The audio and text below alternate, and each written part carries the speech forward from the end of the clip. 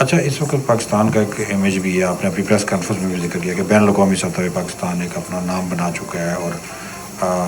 امریکہ کے صدر بار بار field marshal اور وزیر اعظم پاکستان کا ذکر بھی کرتے ہیں، خصوصاً آپریشن بنیاد مرصوص کے بعد جو آپ کو پذیرائی ملی ہے.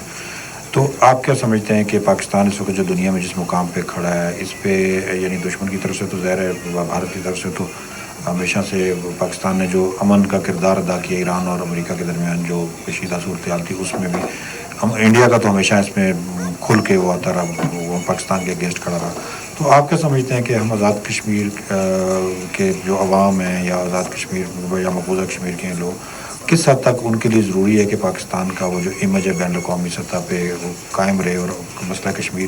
کی چونکہ وکالت ہی پاکستان کر رہا ہے، اور وہ زیادہ مؤثر ہو کے کردار ادا کر سکے؟ دیکھیں، یہ تو آزاد کشمیر کے لوگوں نے یا مقبوضہ کشمیر کے لوگوں نے اس میں کوئی کردار نہیں ہے. اس کا کردار تو پاکستان کا اپنا ہی ہونا چاہیے. اب پاکستان نے انٹرنیشنل لیول پہ ایک میڈیٹر کی حیثیت سے جو اپنا رول بنایا ہے اور اپنا کردار بنایا ہے، وہ قابل رشک ہے، اس میں کوئی شک کی بات نہیں ہے. اور ہندوستان اس میں رشک کی حیثیت سے تو نہیں بلکہ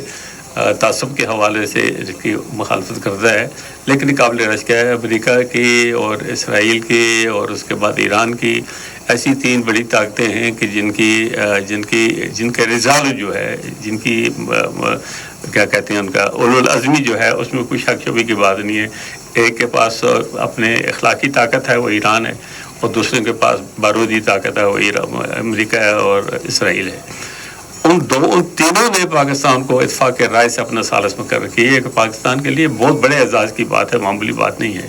اور اس سالس کی ذمہ داری بنتی ہے، اور اس نے اپنے کردار نبھایا بھی آج بھی. بلکہ میرے حال میں ہمارے پرائم منسٹر چلے گئے ہیں جنیوا، کچھ ہونے والا ہے، یہ کل دستخطوں کی وہ میمورینڈم آف انڈرسٹینڈنگ کو سائن کیا جا رہا ہے، اس میں یہ بھی جا رہے ہیں.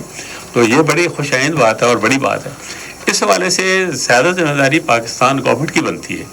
کہ اپنا یہ کردار انٹرنیشنل جو امیج انہوں نے حاصل کیا ہے، تو اس کا مظاہرہ آزاد کشمیر میں بھی ہونا چاہیے.